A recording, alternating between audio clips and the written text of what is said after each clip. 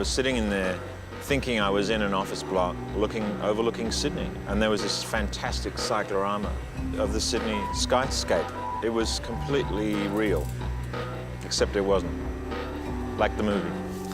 It was really cool to be able to stand up on that floor and walk from one office to another office and another office and never once lose sight of the translate. Biggest translate in the world like that? Are you interested in a stat like that, a little stat like that? Is it the biggest translate? The biggest one-piece translate in the world? Yes, it is, Josh. We did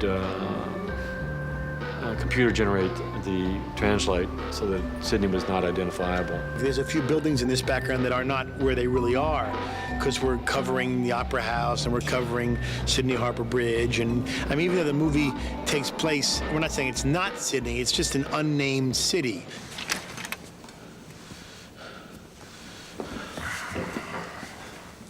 I'd like to share a revelation that I've had during my time here. Smith, prior to that, scene's totally in control, cold, doesn't show much emotion, if any. And during that scene, he starts to feel angry and feel frustrated because he can't get the information out of Morpheus. I hate this place, this zoo, this prison. He's starting to smell things, and he's starting to be like a real person, and he doesn't like it. He doesn't like feeling emotions, and he doesn't like being weak. I can taste your stink. And every time I do, I fear that I've somehow been infected by it. By all intents and purposes, he would be partly human, I suppose. Partly real.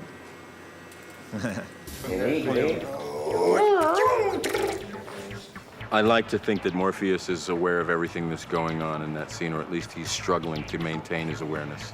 Oh, it's actually about trying to hold your mind. Hold my mind in a place where they can. Yes. So I've basically shut my mind off. Yeah. Or I've drawn a You're curtain in just front of the trying to- information that they want. There's another part of me that was really sort of sad that I didn't have any dialogue so that I could have a conversation with Agent Smith, so I could say that, you know, oh man, I played this scene with Hugo Weaving, it was great. But, you know, I did play this scene with Hugo Weaving, and it was great.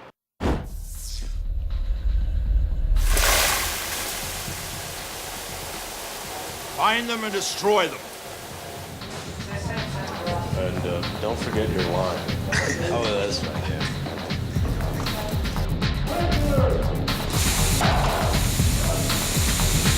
Find them and destroy them. When the sprinklers went off and it poured into the room and we were all drenched and soaked and things were floating around, and it was a kind of dangerous, live, wet set. But it was fantastic fun. I enjoyed that week a lot. We had very difficult issues with the water. That was an early situation that the studio also was concerned. Do we need the water? Do we need the water? And the boys felt that the water was crucial.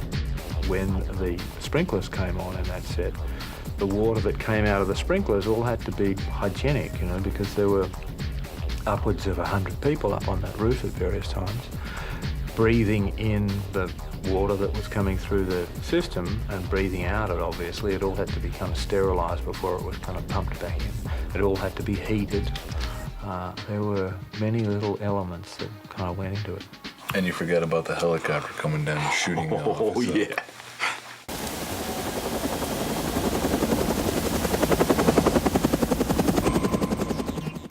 That entire helicopter rig, which was a full-scale helicopter, not a real one, but made lightweight by Owen, and it had to operate on all axes and lift off and take off.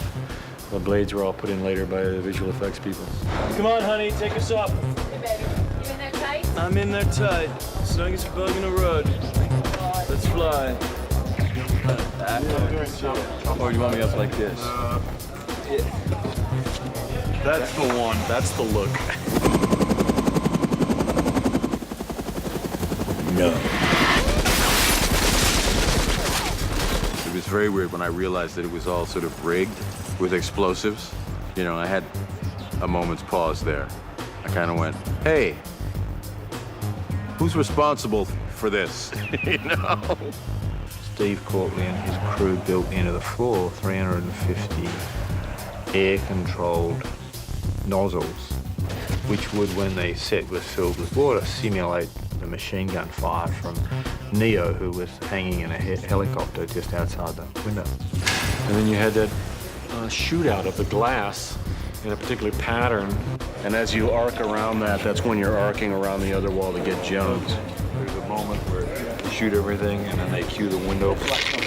It was mind-blowing. The glass had to be blown out. And the only way to make it safe for the actors, the glass had to be blown out by pea shooters blowing sand. Hundreds of them lined up out of frame.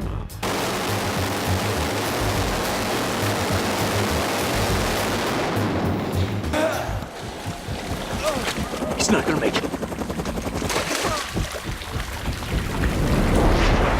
It's kind of ironic in that to achieve what seems like a fairly simple thing to do, to fly a helicopter down the front of a building, shoot a window out and rescue someone by jumping out the window, it's been over 6 months to actually achieve that whole element, because at the beginning of the film we were shooting on a government roof.